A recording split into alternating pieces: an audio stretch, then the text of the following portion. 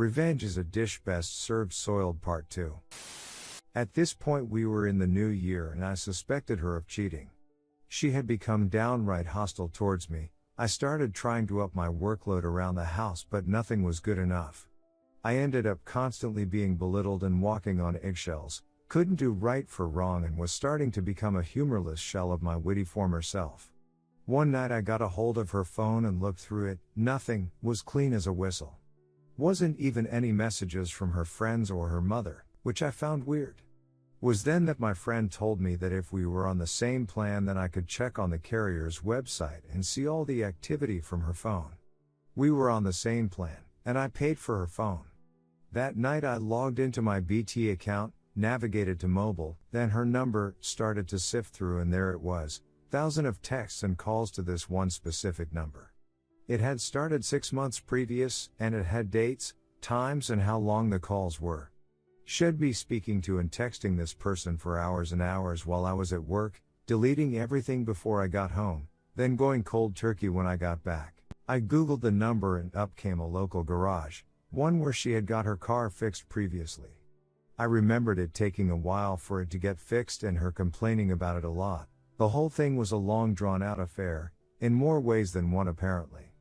At this point I was ice cold. I already had got it into my head she was having an affair, so getting it confirmed was more of a relief than anything else. I wanted to catch her in the act, rather than have her attempt to gaslight me and squirm out of the circumstantial, so I found out everything I could about this guy. I found out where he lived, that he had a young wife and child, found out what car he drove, even walked in asking about prices so I could look this guy in the eye and get a measure of him. His name was Carl with a K. I knew the affair was physical for lots of reasons, but the fact that their phone calls and texts stopped dead from 1 to 2 each day said to me that was the time they were meeting up.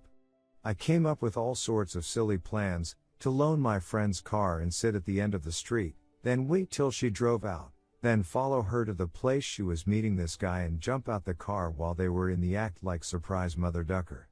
There were too many variables in that though, and I'm no private detective. One day I decided to drive by his garage about 1:30 and her car was just sitting there, and the place was locked up, so mystery solved. I was at this point at the end of my tether, and ready to just tell her that I knew everything and get the duck out my house, when she asked if it would be okay to go away to a spa place for the weekend, alone. She said she was depressed with everything with her back being so much worse, that this place would be great to help with that with all the things she could do. That she could come back refreshed and like a new person. She was right about that, 'cause I didn't know who the duck this was standing in front of me anymore. Obviously she wasn't going there alone, if she was even going there at all. This would be a dirty weekend away with this guy. I said fine, now I had a new plan, and this would be the last ducking thing I'd do for her. If you're thinking this is all too much of a kerfuffle, then you're right obviously, but my position is I wanted revenge, and I wanted to get her back with some style. I didn't just want to have her cry it and gaslight me for days, then leave on her terms, with me the bad guy. I would be the bad guy but it would be my terms she'd be leaving on alright. The Friday came and the spa was 100 or so miles down the road so she decided to get a train. I jokingly asked her if she couldn't find something more local, umming and ohing followed till I told her I was only kidding. I got off work a couple of hours early and took her into the train station. Despite her protests she would get a taxi, as I wanted to see her off. We drive in and as I'm looking for a place to park you wouldn't guess whose car I spot? That's right, Carl with a K.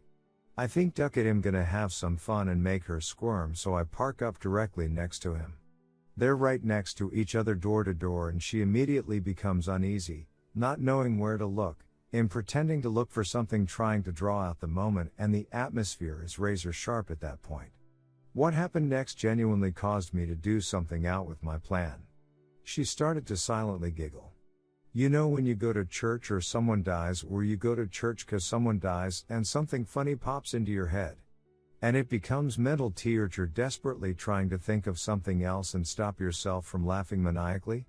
Well she's desperately trying not to laugh. In pretending not to notice, she's tapping her hand on her trouser leg and from the corner of my eye I can see him, with his head on the ducking steering wheel.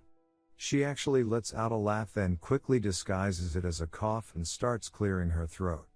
I start doing the whole tapping of back thing and am just thinking to myself, I can't wait to get you back. See, we all go through life being the BTT of the joke at least once, whether it be passive-aggressive work colleagues or when you get up and try and do a talk at school with a face redder than the devil himself.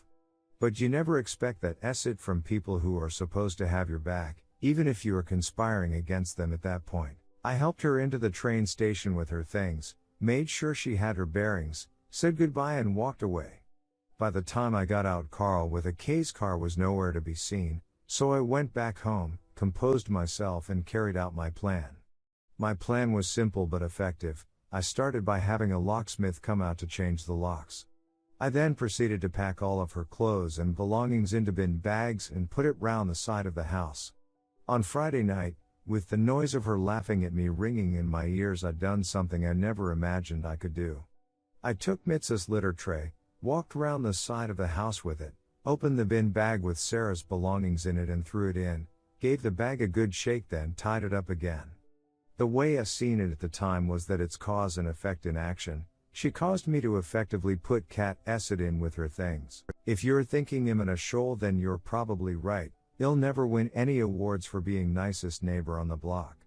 If I don't like you within 5 minutes of meeting you, I probably never will, and the only time it'd ever take out your trash is if you are the trash. If you do break through those barriers, though, I think I am a loyal, caring person. I didn't do anything to deserve being cheated on, except maybe putting cat litter in with her things, but that was after the fact. I spent the Saturday in a mire of depression, answering her texts with the only energy I could muster, which wasn't a lot. I complained of a severe headache from a hangover I never had, and the text dwindled. The reality of what was transpiring hit home, and for the first time since before New Year I took stock of my life, sitting in my swivel armchair with Mitzi in tow like a ducking Bond villain. Sunday came and I was ready to execute the final part of my plan. Firstly, I drove to Carl with a K's house and put a letter through his door. It was addressed to his wife and basically said in block capitals, "Important Carl," with a K's wife's name. Open immediately. Inside it was a letter outlining how her husband was having an affair with my girlfriend, copies of her phone calls and text log, as well as other information like that they were away together this weekend. I put it through the door, rang the doorbell and walked away. Got in my car and drove for a minute, then parked up again, then I phoned Sarah. I genuinely can't remember a lot of what I said to her, but it was something along the lines of me asking how everything was going. She started to gush about how much she enjoyed herself, that she feels like a new woman and that she could maybe see herself doing it 2 or 3 times a year, to blow off the cobwebs, certainly to blow something. At this point I blurt out, "How's Carl?" Her yapping stops dead, silence fills the air until she finally says, "Who's Carl?"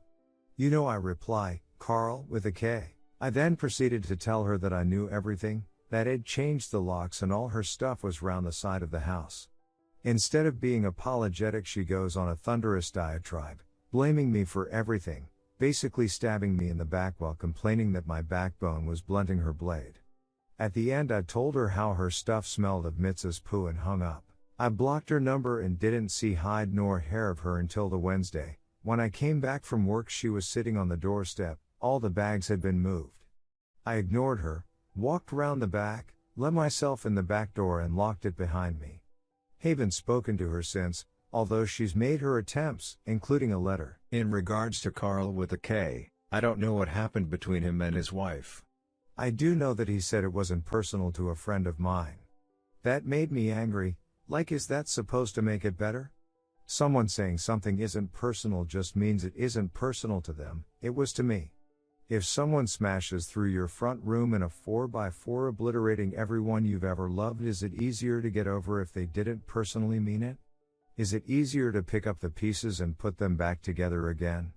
No. I heard that COVID hasn't been kind to his business though, but you won't catch me shedding no tears for that, unless it's tears of laughter, that is.